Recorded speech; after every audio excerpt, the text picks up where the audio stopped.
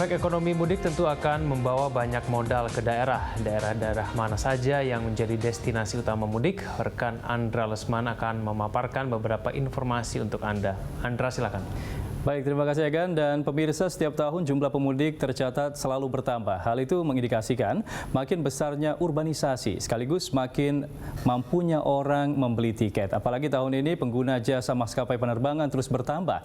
Kita akan lihat data pemudik 3 tahun terakhir. Ya, ini dia jumlah pemudik dari tahun ke tahun. Dari tahun 2015, jumlah pemudik ada sekitar 11,36 juta orang. Kemudian di tahun 2016 meningkat menjadi 17,6 juta orang, dan di tahun 2017 diprediksi akan naik 4,8 hingga 5%, sekitar 19,2 juta orang.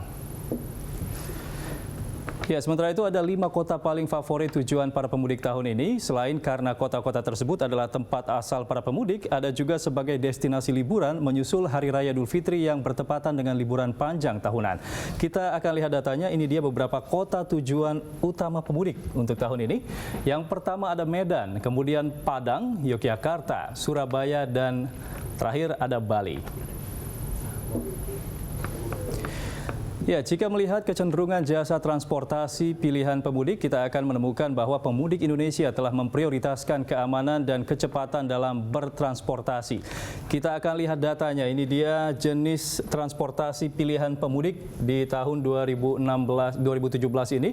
Untuk transportasi udara sekitar 14% meningkat, dan penumpangnya sekitar 7,2 juta penumpang. Kemudian untuk transportasi darat justru turun 2,1% menjadi 4,32 juta penumpang.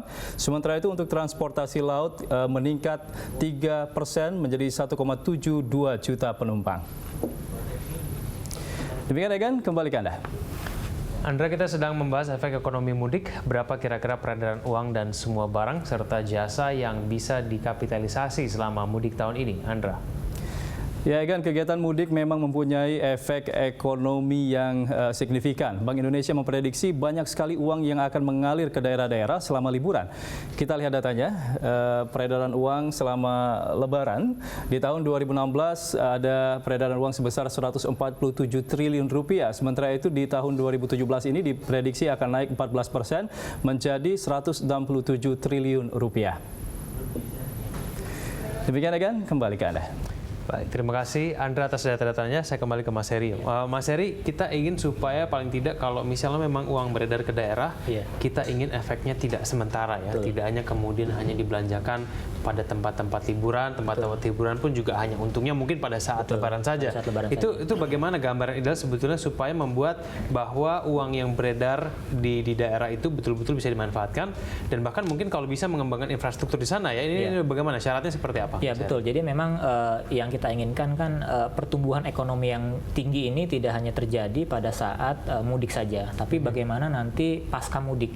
Apakah nanti daerah-daerah itu pertumbuhan ekonominya akan tetap bisa tinggi ya, atau sebaik saat musim Lebaran? Nah, itulah yang menjadi pertanyaan. Jadi supaya aliran dana yang mengalir dari kota ke desa ini bisa efektif dikelola oleh daerah, maka harus ada arahan untuk mengalir ke sektor investasi, gitu. Kita tahu bahwa selama mudik ini banyak mungkin pengusaha-pengusaha di daerah yang mendapatkan banyak insentif akibat adanya banyak konsumen yang membeli barang maupun jasanya di daerah, ya, di tempat-tempat pusat-pusat perbelanjaan atau tempat-tempat pariwisata. Nah, inilah yang sebenarnya bisa menjadi insentif buat mereka untuk terus dikembangkan usahanya. Tapi syaratnya adalah ya pemerintah daerah harus memberikan stimulus, harus memberikan insentif supaya apa? Supaya sektor-sektor usaha yang ada di desa ini, di daerah-daerah ini menjadi lebih berkembang, gitu. Katakanlah kalau saat ini ada efek ya akibat daripada pembangunan jalan tol, ya, yang selama ini katakanlah para pemudik ini melewati jalan biasa, jalan raya, di kanan kirinya banyak pusat-pusat perbelanjaan. Sekarang lewat tol, maka mereka tidak melewati pusat-pusat perbelanjaan. Langsung ke tempat tujuan. Langsung ke tempat tujuan. Akibatnya apa? Para pengrajin atau pengusaha-pengusaha di daerah ya, yang tadinya dia banyak dikunjungi oleh para pemudik yang melintasi jalan tersebut, sekarang jadi apa? Jadi lebih sepi, relatif lebih sepi. Ya. Dalam hal ini pemerintah daerah harus bekerja sama tentunya dengan pengelola jalan tol untuk membuka katakanlah di rest areanya, di tempat-tempat peristirahatan, untuk membuka katakanlah pusat-pusat perbelanjaan yang selama ini dirugikan. Katakanlah mereka mendapat efek yang negatif akibat pembangunan jalan tol ini. Gitu. Jadi harus disediakan tempat untuk mereka tetap bisa eksis berusaha seperti itu. Oke, tapi seberapa besar sih sebetulnya infrastruktur yang kemudian sudah dibangun pemerintah nih? Ini kan dahsyat sekali. Menyambungkan paling tidak Pulau Jawa begitu ya. Ini bahkan ada tol yang mungkin belum sempurna tapi kemudian dipaksakan. Ini berapa efeknya sebetulnya untuk ya, kita lihat saja contohnya di beberapa kota ya di Jawa Tengah. Katakanlah yang tadinya kota ini merupakan pusat pusat pengrajin batik gitu ya, atau makanan yang selama ini padat dikunjungi oleh para pemudik gitu ya. Tapi karena sekarang sudah ada jalan tol, akibatnya ya pusat-pusat perbelanjaan itu jadi relatif lebih sepi gitu. Nah, inilah yang harusnya bagaimana mereka atau dalam hal ini pusat-pusat perbelanjaan ini tetap bisa dikunjungi oleh para pemudik. Ya bisa jadi nanti pusat-pusat perbelanjaan dialokasikan ke daerah-daerah yang maksudnya di area-area tol, di rest area seperti itu, supaya tidak ada dampak negatif yang diakibatkan oleh pembangunan infrastruktur jalan tol ini. Nah, ini kan kalau dilihat potensinya cukup besar ya. Jalan tol ini kan sangat panjang sekali ya, potensi untuk dibangun fasilitas rest area yang dilengkapi dengan pusat perbelanjaan, di mana pusat-pusat perbelanjaan itu harus membawa potensi ekonomi daerahnya gitu, sehingga daerah yang dilalui jalan tol ini juga bisa terbantu ekonominya. Itu. Baik, Pak Joko, menurut Anda menyimak mengenai para pemudik ini, mereka bakal semuanya naik tol ya Pak ya? Ini bakal ekonomi yang kemudian biasanya terbangun di Pantura paling tidak ya, karena memang tidak ada jalan tol pada waktu itu, sekarang sudah ada jalan tol, kira-kira akan meredup begitu kan?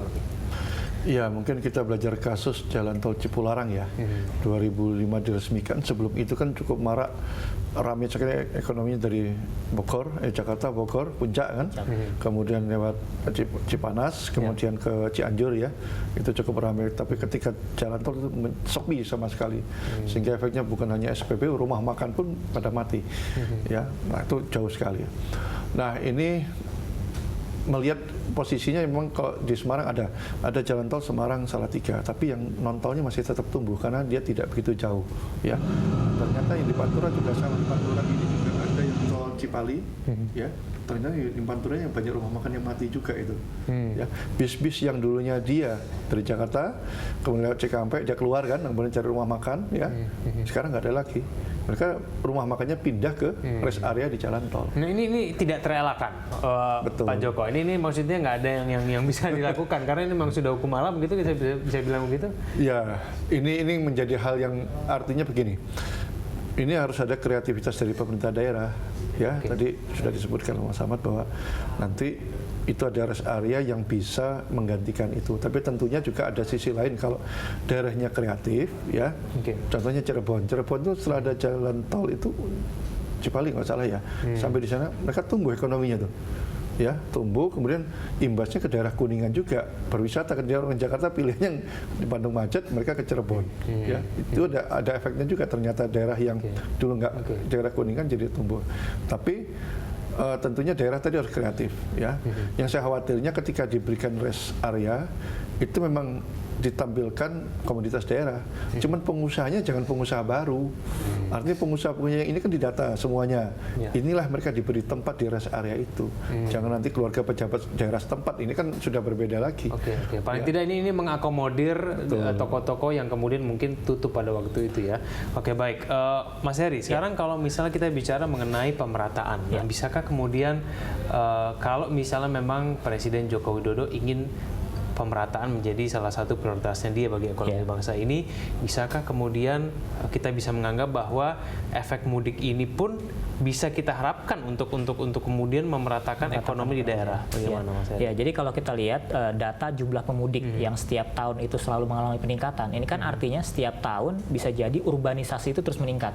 Nah, kalau urbanisasi meningkat, ini artinya apa? Artinya kan insentif ekonomi di kota ini lebih besar. gitu. Insentif ekonomi di kota lebih besar, karena oleh sebab itu desa ditinggalkan.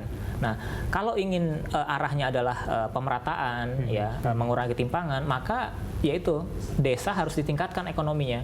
Setidaknya pemerintah harus bisa membangun titik-titik pusat-pusat pertumbuhan ekonomi, ya katakanlah di luar kota-kota besar atau bahkan di luar Pulau Jawa. Jadi kalau kita lihat urbanisasi yang semakin meningkat, ya ini kan artinya ada insentif yang lebih baik di kota daripada di desa. Nah, jadi pembangunan infrastruktur, kemudian juga program-program paket kebijakan yang banyak itu yang arahnya untuk menumbuhkan dunia usaha. Nah, ini harapannya adalah untuk membangun kembali ekonomi daerah yang selama ini telah ditinggalkan ya para warganya untuk urbanisasi kota. Nah, jadi kalau kita lihat kan urbanisasi yang meningkat itu ya tadi, jadi desa ini ditinggalkan karena ekonominya ya karena kurang ada insentif ekonomi. Tapi harapan kita kan memang para pemudik ini sudah ketika balik mereka mengembangkan usaha di sana kan, mereka nggak usah balik lagi ke Jakarta, bukan kayak gitu ya, harapannya mungkin seperti itu. Jadi ada sejumlah dana yang dibawa ke daerah asalnya yang digunakan untuk kegiatan usaha di daerah, sehingga mereka bisa katakanlah membuka IKM ya, UMKM yang nanti akan menyerap tenaga kerja di daerahnya, dan harapannya mereka akan membangun kembali desanya seperti itu. Dengan demikian urbanisasi bisa lebih dikendalikan, kemudian juga ekonomi di daerah juga lebih bergeliat lagi. Baik. Kita akan lanjutkan dulu, kita di segmen selanjutnya. Mas Heri, pemirsa Hot Ekonomi akan segera kembali.